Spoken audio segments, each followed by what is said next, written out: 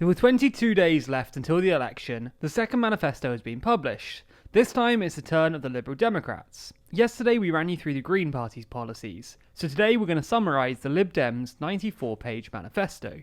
This video is brought to you by Mogul News. Get your free trial of their amazing news aggregation service and support this channel by using our special URL. There's a link to that down below.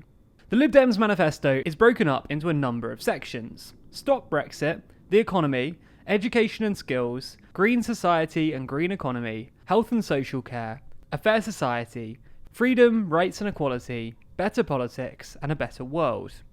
So let's run through those in order. The election of a Liberal Democrat majority government will provide a democratic mandate to revoke Article 50 and stay in the EU. And if the Lib Dems don't get a majority, they'll continue to fight for a people's vote with the option to stay in the EU. And in that vote, they passionately campaign to keep the UK in the EU.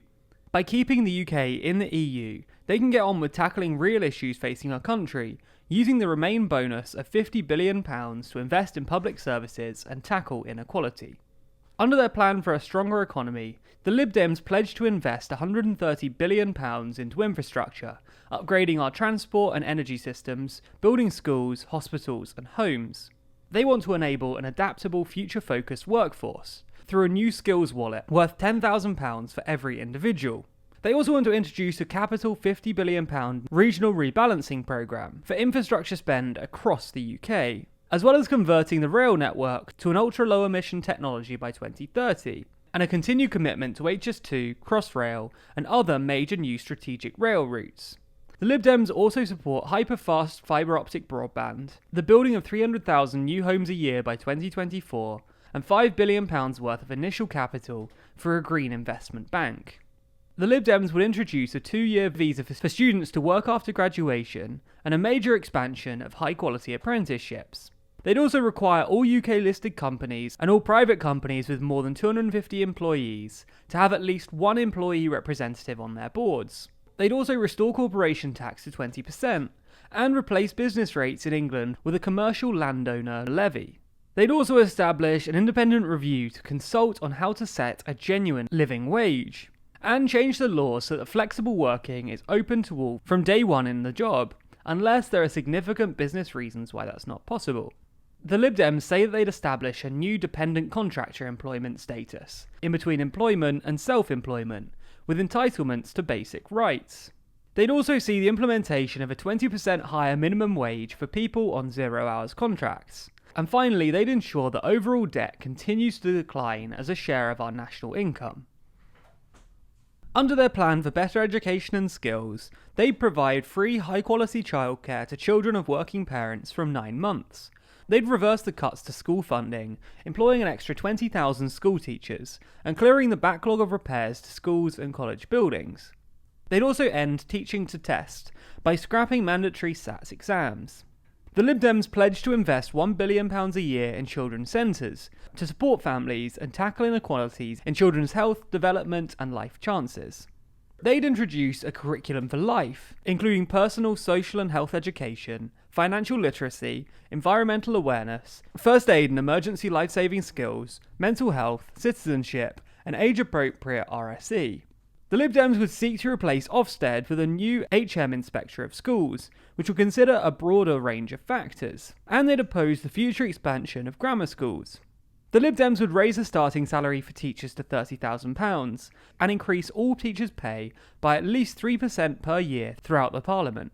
They'd require inclusive school uniform policies that are gender neutral and challenge gender stereotyping and early sexualisation. The Lib Dems would also reinstate maintenance grants for the poorest students, and for media, protect the independence of the BBC, maintain Channel 4 in public ownership, and protect Welsh language broadcasters. Under the Lib Dems' plan for a green society and green economy, they'd invest in renewable power so that at least 80% of the UK's electricity is generated from renewables by 2030, banning fracking for good. They'd also plant 60 million new trees a year, and ensure that all new cars are electric by 2030. The Lib Dems would also ban non-recyclable single-use plastics and replace them with affordable alternatives. They'd extend ultra-low emissions zones to 10 more towns and cities in England, and reduce the climate impact of flying by transforming the taxation of international flights to focus on those who fly most. They'd freeze rail fares for commuters and season ticket holders throughout Parliament, while the UK takes time to fix our railways. They'd also support HS2, Northern Powerhouse Rail, East West Rail, and Crossrail too, but ensure far tighter financial controls and increased accountability. Under their plan for health and social care, the Lib Dems say that they'd raise £7 billion a year in additional revenue by putting 1p on income tax, with this money being ring-fenced for spending on the NHS and social care. They transform mental health by treating it with the same urgency as physical health, and use £10 billion of our capital fund to make necessary investments to bring the NHS into the 21st century. The Lib Dems would see the introduction of a compulsory levy on gambling companies to fund research, education and treatment of problem gambling. They'd end the GP shortfall by 2025 by training more GPs and making greater appropriate use of nurses, physiotherapists and pharmacists, as well as using phone and video appointments when clinically suitable.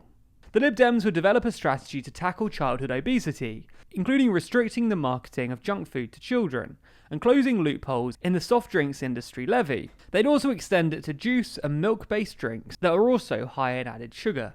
The Lib Dems would introduce a new levy on tobacco companies to contribute to the costs of healthcare and smoking cessation services, as well as introducing a minimum unit pricing for alcohol, taking note of the impact of the policy in Scotland. The Lib Dems would break the grip of criminal gangs by introducing a legal, regulated market for cannabis, while at the same time introducing limits on the potency levels and permit cannabis to be sold through licensed outlets to adults over the age of 18. The Lib Dems would also decriminalise abortion access across the UK, retaining the existing 24-week limit, and legislate for access to abortion services within Northern Ireland. In their plan to build a fair society, the Lib Dems would invest £6 billion a year to make the benefits work for the people who need it, and reducing the wait time for first benefits payments from 5 weeks to 5 days. They'd also introduce the principle of universal access to basic services, starting by building 100,000 social homes a year, ending rough sleeping, and bringing in a new legal right to food. The Lib Dems would allow local authorities to increase council tax by up to 500%, where homes are being bought as second homes, with stamp duty surcharges to overseas residents purchasing such properties. The Lib Dems plan to help young people into the rental market by establishing a new Help to Rent scheme to provide government-backed tenancy deposit loans for all first-time renters under 30. They'd also improve protections against rogue landlords through mandatory licensing. The Lib Dems would invest £1 billion to restore community policing, enough for 2 police officers in every ward, and invest in youth services with £500 million ring-fenced for youth services. The Lib Dems would also fund an immediate 2% pay rise for police officers in order to support recruitment and retention, along with future pay rises. For their plan for freedom, rights and equality, the Lib Dems say that they'll stand up for human rights by championing the Human Rights Act and the European Convention on Human Rights. In the UK, they'll guarantee asylum seekers are given the right to work 3 months after they've applied, and resettle 10,000 unaccompanied refugee children in the UK over the next 10 years. The Lib Dems would introduce a right to no-fault divorce, and extend limited legal rights to cohabiting couples. They'd also provide funding for protective security measures to places of worship, schools and community centres that are vulnerable to hate crimes and terror attacks.